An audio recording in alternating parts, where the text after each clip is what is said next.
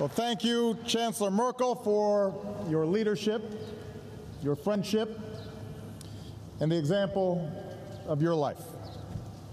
From a child of the East to the leader of a free and united Germany. As I've said, Angela and I don't exactly look like previous German and American leaders, but the fact that we can stand here today along the fault line where a city was divided speaks to an eternal truth. No wall can stand against the yearning of justice, the yearnings for freedom, the yearnings for peace that burns in the human heart.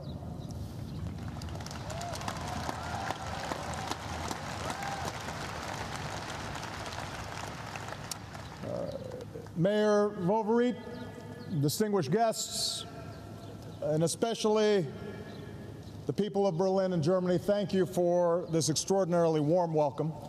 In fact, it's so warm, and I feel so good that I'm actually going to take off my jacket, and anybody else who wants to, feel free to.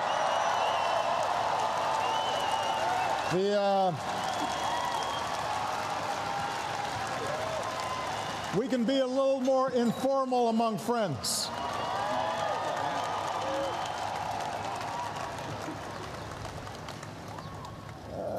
As your Chancellor mentioned, 5 years ago I had the privilege to address this city as senator. Today, I'm proud to return as President of the United States.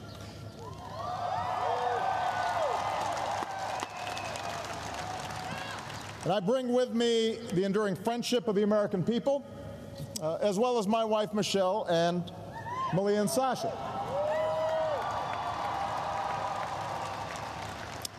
You may notice that they're not here. The last thing they want to do is to listen to another speech from me. So they're out experiencing the beauty and the history of Berlin. And this history speaks to us today. Here, for thousands of years, the people of this land have journeyed from tribe to principality to nation state through Reformation and Enlightenment, renowned as a land of poets and thinkers. Among them, Immanuel Kant, who taught us that freedom is the unoriginated birthright of man, and it belongs to him by force of his humanity. Here, for 2 centuries, this gate stood tall as the world around it convulsed through the rise and fall of empires, through revolutions and republics, art and music and science that reflected the height of human endeavor, but also war and carnage that exposed the depths of man's cruelty to man. It was here that Berliners carved out an island of democracy against the greatest of odds.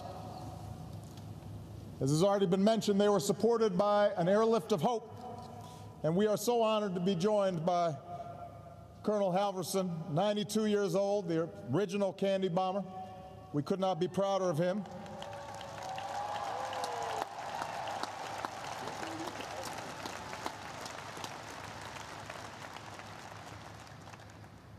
I hope I look that good, by the way, when I'm 92. During that time, a Marshall Plan seeded a miracle, and a North Atlantic Alliance protected our people. And those in the neighborhoods and nations to the east drew strength from the knowledge that freedom was possible here in Berlin. That the waves of crackdowns and suppressions might therefore someday be overcome. Today, 60 years after they rose up against oppression, we remember the East German heroes of June 17th.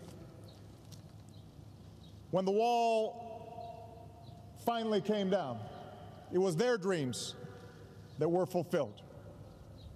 Their strength and their passion Their enduring example remind us that for all the power of militaries, for all the authority of governments, it is citizens who choose whether to be defined by a wall or whether to tear it down.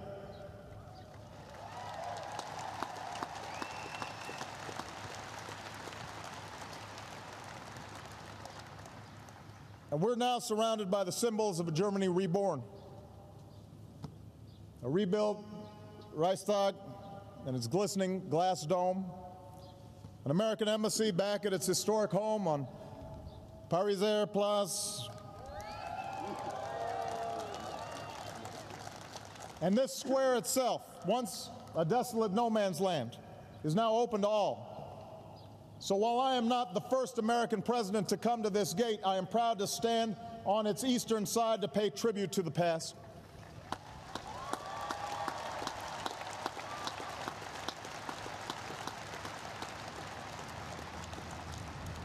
For throughout all this history, the fate of this city came down to a simple question: will we live free or in chains? Under governments that uphold our universal rights or regimes that suppress them? In open societies that respect the sanctity of the individual and our free will, or in closed societies that suffocate the soul? As free peoples, we stated our convictions long ago. As Americans, we believe that all men are created equal, with the right to life and liberty and to the pursuit of happiness. And as Germans, you declared in your basic law that the dignity of man is inviolable.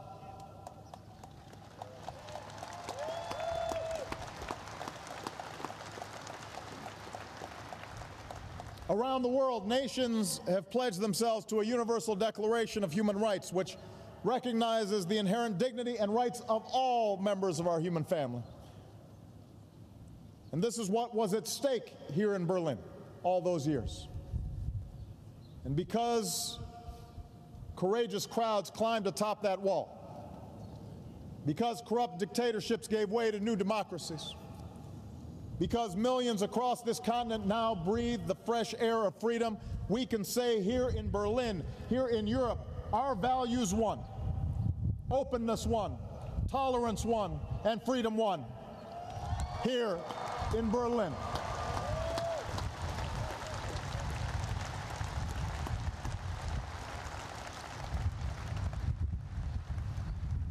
And yet, more than two decades after that triumph, we must acknowledge that there can at times be a complacency among our Western democracies. Today, people often come together in places like this to remember history, not to make it. After all, we face no concrete walls, no barbed wire. There are no tanks poised across a border. There are no visits to fallout shelters. And so sometimes there can be a sense that the great challenges have somehow passed. And that brings with it a temptation to turn inward, to think of our own pursuits and not the sweep of history, to believe that we've settled history's accounts, that we can simply enjoy the fruits won by our forebears. But I come here today, Berlin, to say complacency is not the character of great nations. Today's threats are not as stark as they were half a century ago, but the struggle for freedom and security and human dignity, that struggle goes on. And I've come here to this city of hope because the tests of our time demand the same fighting spirit that defined Berlin a half-century ago. Chancellor Merkel mentioned that we mark the anniversary of President John F. Kennedy's stirring defense of freedom, embodied in the people of this great city. His pledge of solidarity, Ich bin ein Berliner, echoes through the ages. But that's not all that he said that day. Less remembered is the challenge that he issued to the crowd before him. Let me ask you, he said to those Berliners, let me ask you to lift your eyes beyond the dangers of today and beyond the freedom of merely this city. Look, he said, to the day of peace with justice, beyond yourselves and ourselves to all mankind. Now, President Kennedy was taken from us less than 6 months after he spoke those words. And like so many who died in those decades of division, he did not live to see Berlin united and free. Instead, he lives forever as a young man in our memory. But his words are timeless because they call upon us to care more about things than just our own self-comfort, about our own city, about our own country. They demand that we embrace the common endeavor of all humanity. And if we lift our eyes as President Kennedy called us to do, then we'll recognize that our work is not yet done. For we are not only citizens of America or Germany, we are also citizens of the world. And our fates and fortunes are linked like never before. We may no longer live in fear of global annihilation, but so long as nuclear weapons exist, we are not truly safe.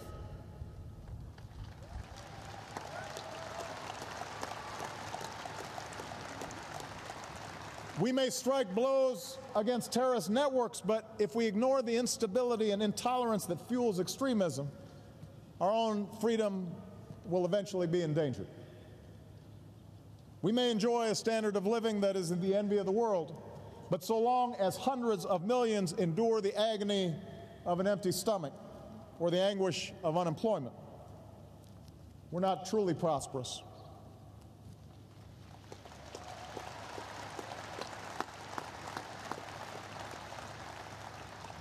I say all this here, in the heart of Europe, because our shared past shows that none of these challenges can be met unless we see ourselves as part of something bigger than our own experience. Our alliance is the foundation of global security. Our trade and our commerce is the engine of our global economy. Our values call upon us to care about the lives of people we will never meet.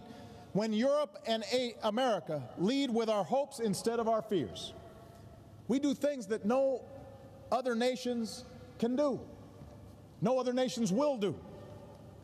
So we have to lift up our eyes today and consider the day of peace with justice that our generation wants for this world. I'd suggest that peace with justice begins with the example we set here at home. For we know from our own histories that intolerance breeds injustice, whether it's based on race or religion, gender, or sexual orientation. You know, we are stronger when all our people, no matter who they are or what they look like, are granted opportunity. And when our wives and our daughters have the same opportunities as our husbands and our sons.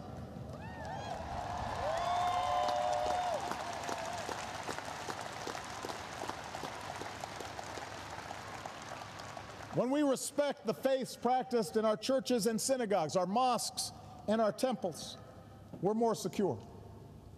When we welcome the immigrant with his talents or her dreams, we are renewed.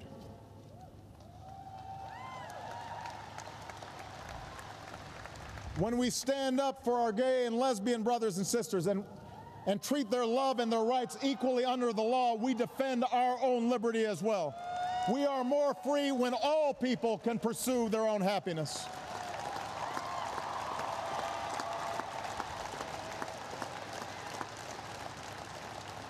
And as long as walls exist in our hearts to separate us from those who don't look like us or think like us or worship as we do, then we're going to have to work harder together to bring those walls of division down. Peace with justice means free enterprise that unleashes the talents and creativity that reside in each of us. You know, other models direct economic growth from the top down or relies solely on the resources extracted from the earth. But we believe that real prosperity comes from our most precious resource, our people. And that's why we choose to invest in education and science and research.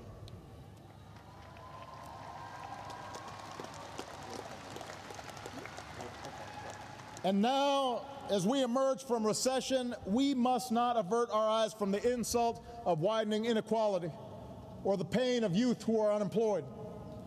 We have to build new ladders of opportunity in our own societies, that even as we pursue new trade and investment that fuels growth across the Atlantic. America will stand with Europe as you strengthen your union, and we want to work with you to make sure that every person can enjoy the dignity that comes from work, whether they live in Chicago or Cleveland or Belfast or Berlin, in Athens or Madrid. Everybody deserves opportunity. We have to have economies that are working for all people, not just those at the very top.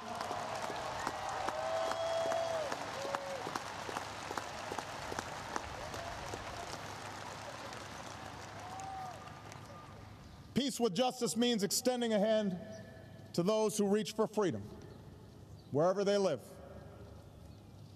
Different peoples and cultures will follow their own path, but we must reject the lie that those who live in distant places don't yearn for freedom and self-determination just like we do, that they don't somehow yearn for dignity and rule of law just like we do. We cannot dictate the pace of change in places like the Arab world, but we must reject the excuse that we can do nothing to support it.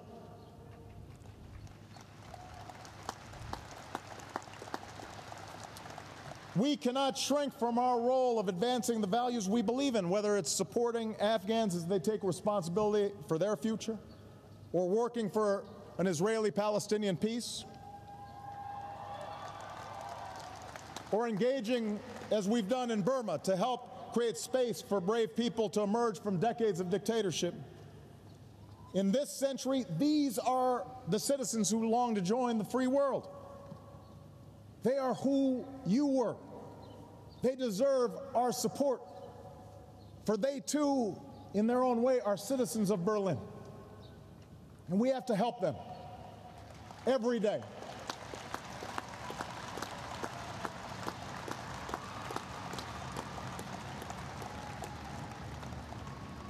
Peace with justice means pursuing the security of a world without nuclear weapons, no matter how distant that dream may be. And so, as President, I've strengthened our efforts to stop the spread of nuclear weapons and reduce the number and role of America's nuclear weapons. Because of the New START treaty, we're on track to cut American and Russian deployed nuclear warheads to their lowest levels since the 1950s.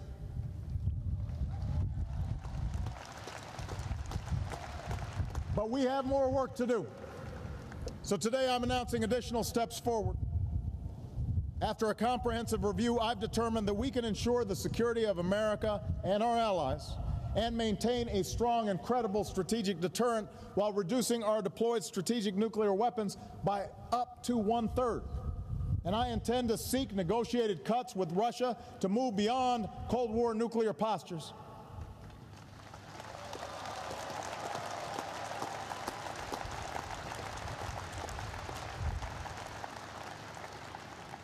At the same time, we'll work with our NATO allies to seek bold reductions in U.S. and Russian tactical weapons in Europe. And we can forge a new international framework for peaceful nuclear power, reject the nuclear weaponization that North Korea and Iran may be seeking. America will host a summit in 2016 to continue our efforts to secure nuclear materials around the world, and we will work to build support in the United States to ratify the Comprehensive Nuclear Test Ban Treaty and call on all nations to begin negotiations on a treaty that ends the production of fissile materials for nuclear weapons. These are steps we can take to create a world of peace with justice.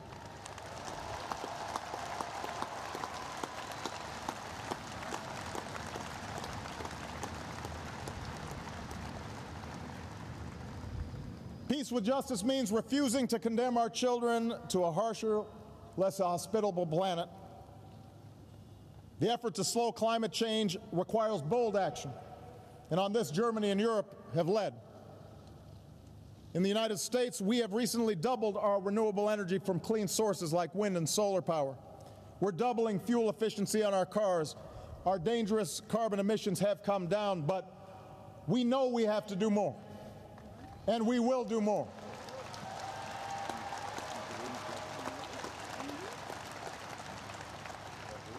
With a global middle class consuming more energy every day, this must now be an effort of all nations, not just some. For the grim alternative affects all nations.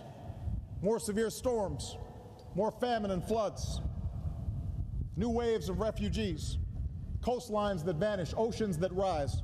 This is the future we must avert. This is the global threat of our time. And for the sake of future generations, our generation must move toward a global compact to confront a changing climate before it is too late. That is our job. That is our task. We have to get to work.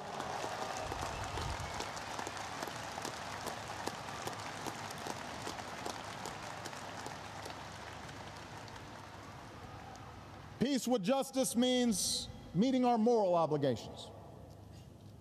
And we have a moral obligation and a profound interest in helping lift the impoverished corners of the world by promoting growth so we spare a child born today a lifetime of extreme poverty, by investing in agriculture so we aren't just sending food but also teaching farmers to grow food, by strengthening public health so we're not just sending medicine but training doctors and nurses who will help end the outrage of children dying from preventable diseases. Making sure that we do everything we can to realize the promise, an achievable promise, of the first AIDS-free generation. That is something that is possible if we feel a sufficient sense of urgency.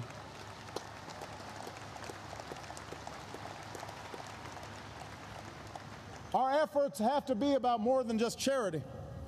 They're about new models of empowering people to build institutions, to abandon the rot of corruption, to create ties of trade, not just aid, both with the West and among the nations that are seeking to rise and increase their capacity. Because when they succeed, we will be more successful as well. Our fates are linked. And we cannot ignore those who are yearning not only for freedom, but also prosperity. And finally, let's remember that peace with justice depends on our ability to sustain both the security of our societies and the openness that defines them. Now, threats to freedom don't merely come from the outside. They can emerge from within, from our own fears, from the disengagement of our citizens.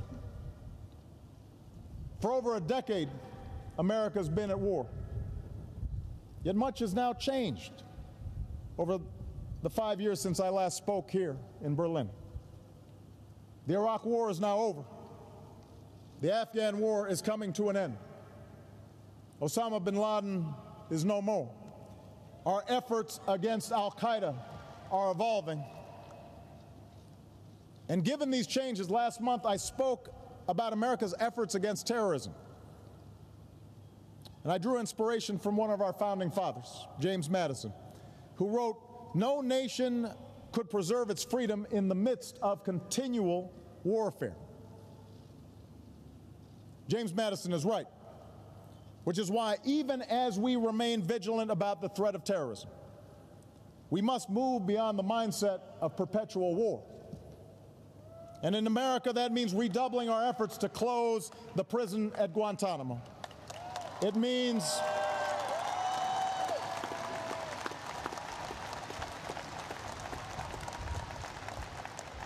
tightly controlling our use of new technologies like drones.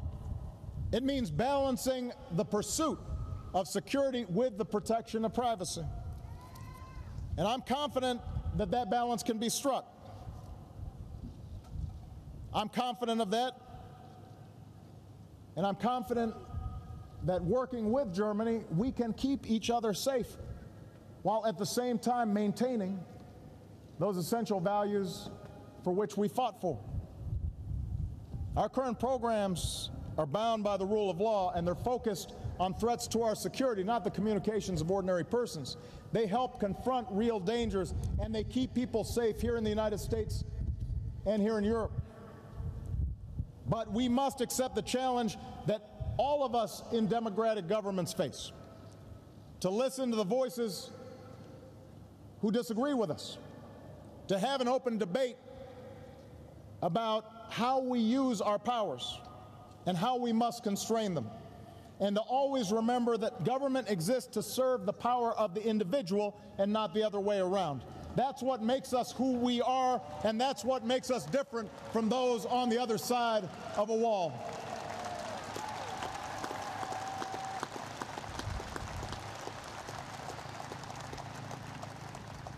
That is how we'll stay true to our better history, while reaching for the day of peace and justice that is to come. These are the beliefs that guide us, the values that inspire us, the principles that bind us together as free peoples who still believe the words of Dr. Martin Luther King Jr. that injustice anywhere is a threat to justice everywhere. And we should ask, should anyone ask if our generation has the courage to meet these tests? If anybody asks if President Kennedy's words ring true today, let them come to Berlin. For here they will find a people who emerged from the ruins of war to reap the blessings of peace. From the pain of division to the joy of reunification. And here they will recall how people trapped behind a wall braved bullets and jumped barbed wire and dashed across minefields and dug through tunnels and leapt from buildings and swam across the Spree to claim their most basic right of freedom.